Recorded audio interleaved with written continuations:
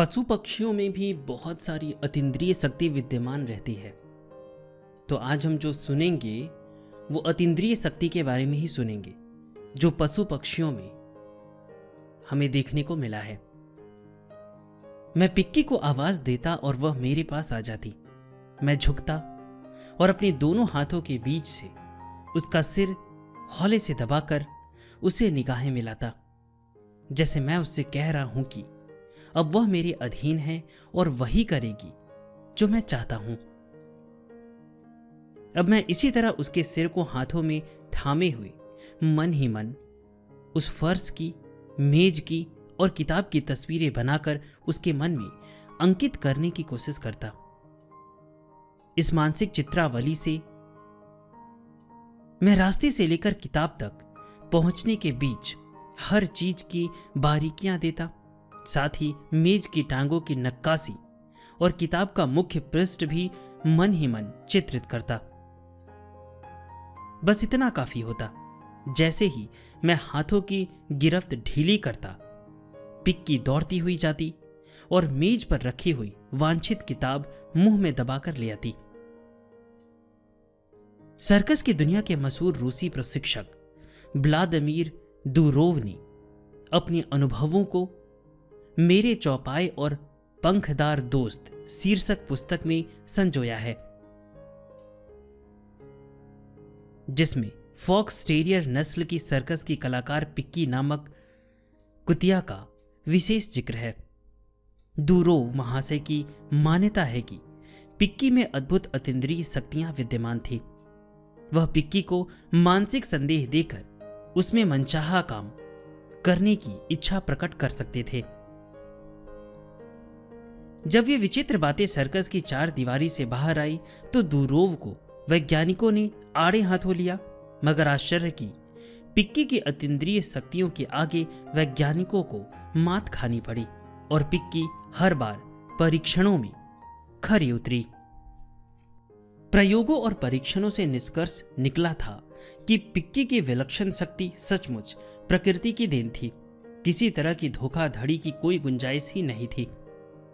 प्रशिक्षक दुरोव और उनकी कुतिया पिक्की की अचरज भरी बातें जब प्रख्यात मस्तिष्क विशेषज्ञ प्रोफेसर व्लादिमीर बेख्तरेव ने सुनी तो उन्होंने पिक्की की वैज्ञानिक जांच करनी चाहिए।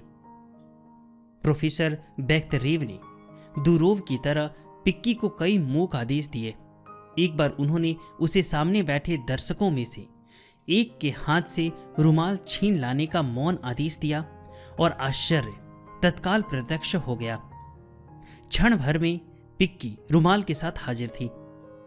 फिर अगले प्रयोग में उन्होंने एक दर्शक के घुटनों पर रखे हुए दस्तानों को उठा लाने का मौन आदेश दिया और इस बार भी पिक्की परीक्षा में खरी उतरी। एक अन्य प्रयोग में प्रोफेसर बेख्तरेव ने मेज पर रखी एक अपरिचित व्यक्ति की तस्वीर पर अपने पंजे फेर आने का आदेश पिक्की को दिया और वह फौरन उस तस्वीर पर अपने पंजे फेर आई। प्रयोगों और परीक्षणों के इस सिलसिले में कदाचित सबसे दिलचस्प तो वह प्रयोग था जिसमें भेड़ियों की शक्ल का एक खिलौना बनाया गया था। खिलौने के अंदर रुई भरी हुई थी। यह खिलौना कमरे के एक कोने में रखा हुआ था। प्रोफेसर बेख्तरेव का मौन आदेश पाकर पिक्की एकाएक उस भेड़िए पर टूट पड़ी और उसके चिथड़े चिथड़े करके रख दिए। पिक्की तो हर बार सफल रही, पर वैज्ञानिक गण या चकित दर्शक पिक्की की अद्भुत शक्ति का रहस्य नहीं जान पाए। कुत्ते ही नहीं और भी पशुओं में ऐसी विलक्षण शक्तियां पाई जाती है जिनकी व्याख्या कर पाने में विज्ञान अपने को असमर्थ पाता है। ऐसे ही एक वाकये का जिक्र यहां दिया जा रहा है। सन 1952 की बात है। एंडरसन कैलिफोर्निया के एक स्कूल की प्रिंसिपल स्टेसी वुड्स ने एक बिल्ला पाल रखा था। बिल्ले को उनके परिवार वाले सुगर नाम से बुलाते थे। अरसा बाद वुड्स सपरिवार गेग यानी ओक्लाहोमा के एक फार्म पर रहने चले गए। चूंकि सफर के दौरान कार में बिल्ला बेहद डर जाता था, अतः बड़े बेमन से और विवश होकर उन्हें सुगर को अपने पूर्व पड़ोसी के पास छोड़ना पड़ा। वुड्स और उनका परिवार नई जगह आ गया और धीरे धीरे उस सुगर नामक बिल्ले का मोह कम हो गया। नई जगह में आबाद हुए उन्हें साल भर से ऊपर हो गए। एक दिन वुड्स और उनकी पत्नी घर के बाहर अहाते में बनी पशुशाला में अपनी गाय दूह रहे थे। उसी वक्त खुली खिड़की से एक बिल्ली कूद पड़ी और वह सीधे वुड्स की पत्नी के कंधों पर जा विराजमान हुई। उसकी शक्ति उनके बिल्ले सुगर से हूबहू मिलती थी। वे दोनों आपस में यूं ही मजाक करने लगे कि देखो, 14 महीने बाद हमारा प्यारा बिल्ला इतनी दूरी और अनजान राहों को पार करके हमारे पास आ गया है। मगर अगले ही क्षण उनका मजाक हकीकत में बदल गया। जब उन्होंने गौर से देखा तो उन्हें विश्वास करना पड़ा कि वह कोई और नहीं बल्कि उनका ही पालतू बिल्ला सुगर ही था। उसके कूल्हे के हड्डी के जोड़ों में ठीक वैसी ही विकृति थी जैसी उनके बिल्ले सुगर के कूल्हों में थी।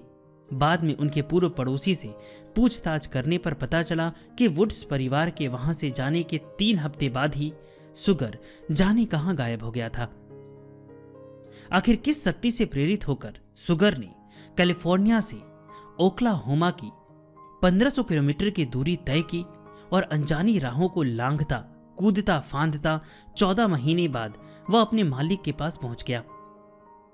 प्रख्यात वैज्ञानिक डॉक्टर राइन ने इस बिल्ले की क्षमता की जांच की थी और वे इस घटना की सत्यता पर पूरी तरह से विश्वास करते थे। पर ऐसा कैसे संभव हुआ, डॉक्टर राइन इस पहेली को सुलझा नहीं सके। पक्षियों द्वारा हजारों मील की लंबी यात्राएं करने की बात आपने भी पढ़ी और सुनी होगी और यह भी जानते होंगे कि पक्षी निर्बाध रूप से ऐसी समूची यात्रा और प्रवास के बाद फिर अपने वास स्थान को लौटाते हैं।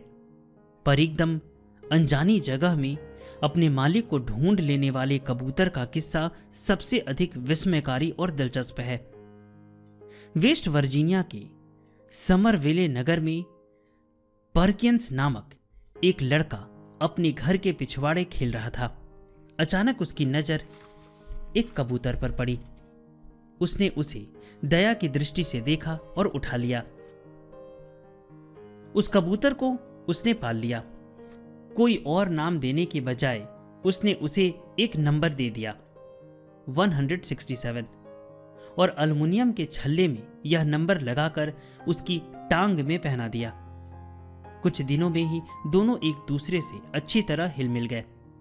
फिर एक दिन क्या हुआ कि पर्किंस एकाएक गंभीर रूप से बीमार पड़ गया।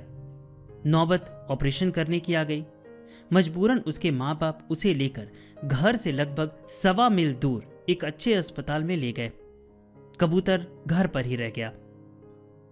यह पर्किंस का सौभाग्य था कि ऑपरेशन सफल रहा।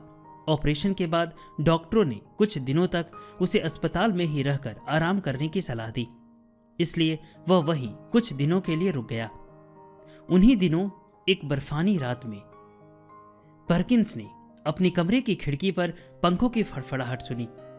पर्किंस की देखभाल के लिए वहां रह रही नर्स ने जैसे ही खिड़की खोली, एक कबूतर अंदर उड़कर चला आया और पर्किंस के बिस्तर पर जा बैठा। पर्किंस ने प्यार से उठा लिया। फिर उसने जिज्ञासावश उसकी टांगों की ओर निगाह फेरी तो उसे सुखद आश्चर्य हुआ। उस कबूतर की टांगों में बंधा नंबर 167 ही था, यानी वह पर्किंस का अपना पालतू कबूतर था। किसके दिशा निर्देश से कबूतर ने अपने मालिक को ढूंढ निकाला था, यह प्रश्न आज भी विचित्र रहस्य के आवरण में लिपटा हुआ है। इतना ही नहीं, अनुभवी लोग तो यहां तक कहते हैं कि पशु पक्षियों को तो भावी घटनाओं का भी पूर्वाभास हो जाता है।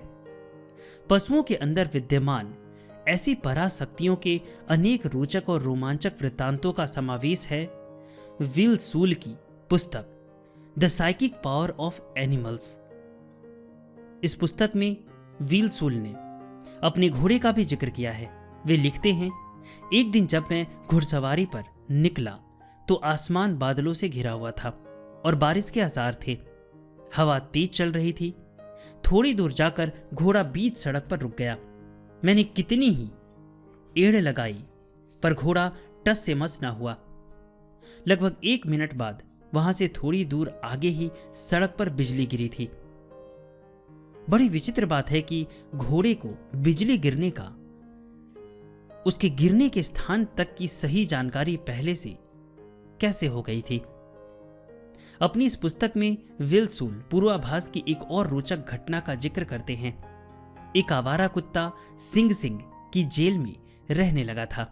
एक रात वह एक कैदी की कोठरी के आगे जोर जोर से भौंकने लगा। पहरेदारों ने जांच पड़ताल की तो पता चला कि अपनी क्षमा याचना के अदालत द्वारा ठुकराए जाने पर निराश कैदी उस रात पलंग की चादर को गले में बांधकर आत्महत्या की तैयारी कर रहा था। रेनी हेनिस ने अपनी पुस्तक हिडन स्प्रिंग्स में एक ऐसे कुत्ते का जिक्र किया है जिसका मालिक अक्सर दौरों पर रहता था और कभी वक्त से घर नहीं लौटता था। पर जाने कैसे कुत्ते को अपने मालिक के घर लौटने की भनक लग जाती थी और वह उसके लौटने के 4 घंटे पहले से ही दरवाजे पर बैठकर उसकी राह देखता और ताज्जुब की उस दिन उसका मालिक दौरे से जरूर वापस आ जाता था। धीरे धीरे कुत्ते की इस विचित्र विशेषता से घर का चीनी रसोइया परिचित हो गया और जब कभी कुत्ता दरवाजे पर बैठकर मालिक की प्रतीक्षा करने लगता, रसोइया खाना बनाने में जुट जाता। दौरे से लौटा थका हारा मालिक ताजा और गर्म खाना पाकर बेहद खुश होता और अपने विलक्षण कुत्ते को प्यार की थपकी देकर धन्यवाद देना कभी न भूलता। पूर्वाभासों की दुनिया में सर्वाधिक चर्चित वृतांत एक बत्तख का है जिसने दूसरे महायुद्ध के दौरान सैकड़ों लोगों की जान बचाई थी। दूसरे महायुद्ध के अंतिम दिनों में जब मित्र राष्ट्रों ने जर्मनी पर भारी बम वर्षा की, तब उससे कुछ समय पूर्व ही फ्रीबर्ग पार्क यानी जर्मनी में रहने वाली एक बत्तख ने चीख चीख कर लोगों को चेतावनी दी। उसकी चीख का लोग मतलब नहीं समझ सके, फिर भी बहुत से लोग सुरक्षित स्थानों की ओर दौड़ पड़े। थोड़ी ही देर बाद जब बमों ने सारे शहर को निस्ते नाबूद कर दिया तो लोगों को बत्तख की अतीन्द्रिय शक्ति का लोहा मानना पड़ा। समय रहते सैकड़ों लोगों ने सुरक्षित स्थानों में शरण ले ली, पर स्वयं बेचारी बत्तख बमबारी के शिकार हो गई। युद्ध की समाप्ति के बाद फ्रीबर्ग के कृतज्ञ नागरिकों ने उसी पार्क में उस बत्तख का एक स्मारक बनाया जो आज भी वहां मौजूद है। क्यों कर और कैसे अनजानी बातों का संदेश इन पशु पक्षियों को मिल जाता है, फिलहाल इस रहस्यमयी शक्ति के बारे में विज्ञान मौन है। अगर आप लोगों में से कोई जर्मनी में रहता है, जैसा कि मैं अपने YouTube में देख पाता हूँ कि दुनिया में लगभग 250 से भी ज़्यादा देशों में इस चैनल को सुना जाता है, तो आप लोगों को मैं बहुत बहुत प्रणाम करता हूँ, बहुत बहुत धन्यवाद देता हूँ कि ये अपने देश में, भारत में न रहते हुए भी आप लोग इतना जिज्ञासु हैं संतों के बारे में जानने के लिए। तो अगर कोई जर्मनी में आप लोगों में से कोई रहते हैं और जो यहाँ पे जिक्र किया गया है फ्रीबर्ग पार्क, अगर उसके आसपास आप लोग रहते हैं और वो बत्तख का स्मारक आज भी अगर वहाँ मौजूद है, तो आप हमें व्हाट्सएप पे फ़ोटो अवश्य भेजिएगा। डिस्क्रिप्शन में हमारा संपर्क सूत्र भी दिया गया है। और हाल ही में मैंने एक किस्सा सुना था कि एक आदमी एक बछड़े को पाला था, बहुत प्यार से पाला था उसको। तो क्या हुआ कि उसके पास अर्थ का अभाव हो गया, धन की कमी हो गई, तो उसने उस बछड़े को बेच दिया था। और उस आदमी का कोई भी नहीं था, मतलब वो अकेला था, उसके कोई बच्चे नहीं थे, कोई भी रिश्तेदार नहीं थे। तो जब वो मर गया ना, तो गांव वाले उठा के ले गए उसके लाश को अंतिम संस्कार के लिए। तो कुछ देर बाद देखते हैं ना कि एक बछड़ा दूर से चिल्लाता हुआ, एकदम रोता हुआ आ रहा है। तो कुछ देर तक तो लोग समझे कि पता नहीं ये कौन आ रहा है, फिर उसको भगा दिए कि हो सकता है जानवर इधर आ रहा हो। फिर एक आदमी ने पहचाना ना कि अरे नहीं नहीं, ये उसी का पाला हुआ बछड़ा है, जो मर गया ना उसी का पाला हुआ बछड़ा, इसको आने दो। और वो एक इंसान की तरह, जैसे जब हम अंतिम संस्कार करते हैं तो कैसे परिक्रमा करते हैं, ये तो वीडियो भी वायरल हुआ था, शायद आप लोगों ने भी देखा ही होगा। तो उस बछड़े ने अंतिम संस्कार जैसे एक बेटा करता है वैसे किया, पहले परिक्रमा किया और बहुत रोया, बहुत रोया। और करीबन 4 से 5 किलोमीटर दूर उस बछड़े को मतलब बेच दिया था इसने। जहाँ पे इसका अंतिम संस्कार हो रहा था, उससे जहाँ वो बछड़ा था उस गांव का डिस्टेंस 4 से 5 किलोमीटर था। तो उसको कैसे पता चल गया कि अब वो इस दुनिया में नहीं है और मुझे वहाँ जाना चाहिए, उसका कोई नहीं है, उसने मुझे बेटा जैसा माना है तो मैं उसका बेटे जैसे ही अंतिम संस्कार करूँगा। तो हाल की ही ये घटना है। ये घटना झारखंड की है, कोडरमा के आसपास की घटना है ये। तो उसका वीडियो भी मैंने देखा था। और ऐसी बहुत सारी घटनाएं हैं जिसमें हम लोगों को पशु पक्षियों की अतीन्द्रिय शक्तियों के बारे में पता चलता है। तो मैं आप लोगों से निवेदन करूंगा कि आपके आसपास भी जो भी पशु पक्षी रहते हैं, अगर आप उनकी सेवा नहीं कर सकते हैं तो आपको उन लोगों को नुकसान भी नहीं पहुंचाना चाहिए। बहुत बहुत धन्यवाद।